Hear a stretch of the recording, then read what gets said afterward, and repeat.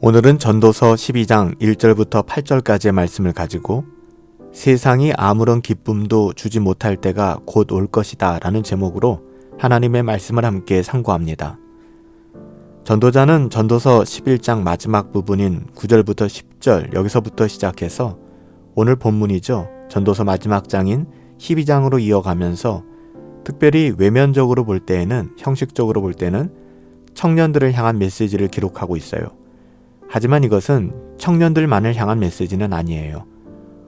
특정 연령대인 청년들만을 대상으로 하는 것이 아니라 어쩌면 이 세상을 살아가면서 어느 정도 믿을 구석이 있다고 생각하면서 살아가는 사람들, 교만하고 자만하기 쉬운 모든 사람들을 향한 메시지로 보는 것이 더 타당합니다.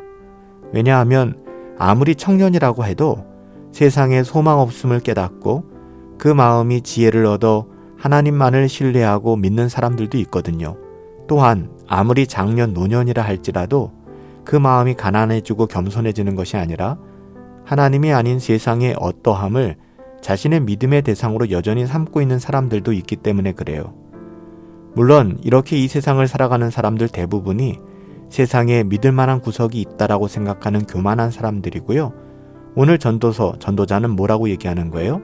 이 사람들을 청년에 빗대어 이야기하는 것이죠. 이들은 세상을 의지하며 살아가는 사람들이에요.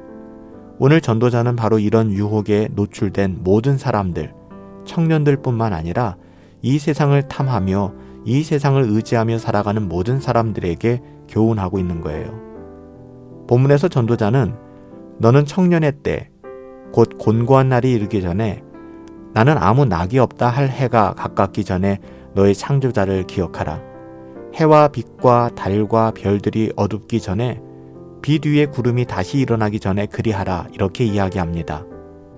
인생을 살아가다 보면 누구에게나 공고한 날, 아무 낙이 없다고 할 그때가 찾아오기 마련이죠. 그러기에 우리는 그런 날이 오기 전에, 그러니까 지금은 아무 걱정 없어, 나는 청년이야, 나는 세상에 의지할 게 있어 라고 하는 그때에 전도자는 하나님을 기억하고 돌아와야 한다 이렇게 이야기하고 있는 거예요. 바로 그때를 청년의 때라고 이야기하고 있는 것이지 그냥 청년의 시기만을 이야기하는 것이 아니에요. 청년 때는 그렇잖아요. 좀 믿을 구석이 있고 나는 젊어, 나는 시간이 많아, 열정 이렇게 이야기하지 않습니까? 하지만 전도자는 이 땅의 그 어떠함을 기대고 의지하는 모든 사람들을 향하여 이야기하고 있는 거예요. 너가 괜찮다고 생각하는 그때에 창조자 하나님을 기억해야 한다 라고 이야기하는 것이죠. 사실 오늘 본문 2절부터 6절까지의 말씀이 인생의 노년기를 묘사하고 있거든요. 해와 빛과 달과 별들이 어둡다는 것은 바로 이것을 잘 묘사하고 있는 거예요. 눈이 어두워지고 삶이 빛보다는 어두움에 가까워지는 것이죠. 또한 빛 위에 구름이 다시 일어난다 라고 하는 것, 이것은 많은 눈물을 흘린 다음에 또 다른 근심거리가 생기는 것을 시적으로 묘사하고 있는 거예요. 또한 본문은 그러한 자들은 높은 곳을 두려워할 것이며 길에서는 놀랄 것이며 살구나무가 꽃이 필 것이며 메뚜기도 짐이 될 것이며 정욕도 그치리라 라고 이야기하죠. 이건 청년의 때가 아니에요. 삶의 마지막, 힘들고 어렵고 이는 인생을 정리해야 될 때를 이야기하는 거예요. 나이가 들어 이제는 높은 곳을 두려워하게 되죠. 길에서 놀란다고 하는 것은 그만큼 인생이 연약해져 있음을 암시하고 있는 거예요. 또한 살구나무에 꽃이 핀다 하는 것은 머리가 백발이 되는 것을 상징하고 있고요. 심지어는 메뚜기가 짐이 된다고 해요. 말 그대로 청년 때와는 다르게 작은 일 하나에도 힘들어하는 것을 표현하고 있어요. 이렇듯 청년의 시절이 지나고 인생의 황혼을 맞이하게 될 때에는 식욕마저 예전 같지 않아지는 것이죠. 이걸 전도자는 정욕이 그치리라 라고 이야기하고 있는 거예요. 전도자는 누구에게나 찾아오는 이런 날이 찾아오기 전에 겸손하게 하나님을 바라보고 하나님께로 돌아오라 이렇게 이야기하고 있는 거예요. 세상이 더 이상 우리에게 아무런 기쁨도 주지 못할 그때가 누구에게나 찾아올 것이니 그런 날이 오기 전에 하나님께로 돌아오라 이렇게 이야기하는 것이죠. 전도자는 이어 본문에서 인생이 결코 영원한 청춘이요 장밋빛 인생이 아님을 이야기합니다.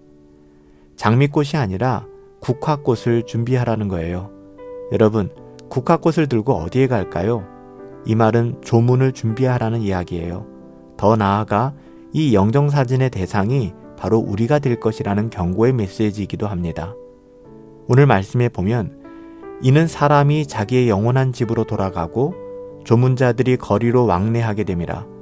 은줄이 풀리고 금그릇이 깨어지고 항아리가 샘 곁에서 깨어지고 바퀴가 우물 위에 깨어지리라. 오늘 본문에서 이렇게 이야기하고 있잖아요. 이렇듯 인생의 마지막을 준비하며 살아가야 한다는 이야기죠. 영원히 청년의 날이 지속되는 것이 아니에요. 내가 누리는 모든 것들 또한 당연하듯 영원할 것이라고 여겨서는 안 된다는 이야기입니다. 그래서 전도자는 청년의 때가 아닌 인생의 마지막 때, 이제 아무런 기쁨도 없구나 하며 탄식할 그때를 깨어서 준비하라고 이야기하는 것이죠. 마지막으로 전도자는 흙은 여전히 땅으로 돌아가고 영은 그 주신 하나님께로 돌아가기 전에 기억하라.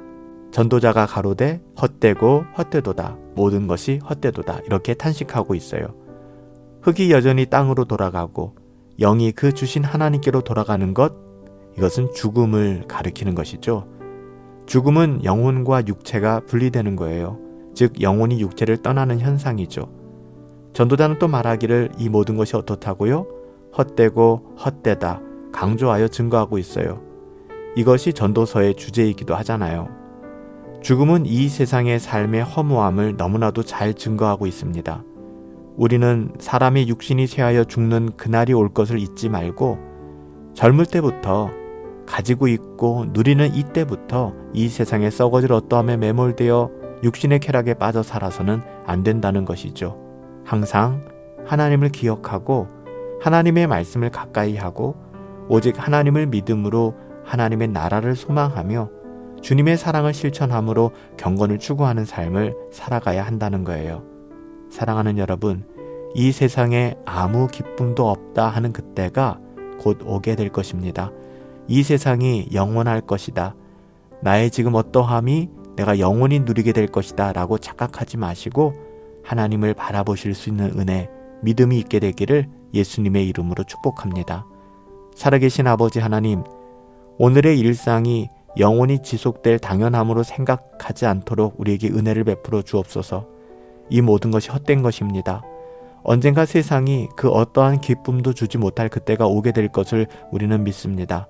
항상 그날이 내게도 온다는 사실을 잊지 않게 하시며 주어진 우리의 삶의 자리에서 하나님의 은혜를 구하며 더 겸손히 감사함으로 살아갈 수 있도록 우리의 영혼을 붙들어 주옵소서. 곤고한 날이 이르기 전에 여호와의 이름을 기억하게 하옵소서. 예수님의 이름으로 기도하옵나이다. 아멘. 우리의 일상 속에서 항상 하나님을 기억하며 세상의 어떠함이 주는 기쁨이 아닌 하나님으로 말미암는 은혜를 깊이 누리실 수 있게 되기를 예수님의 이름으로 축복합니다.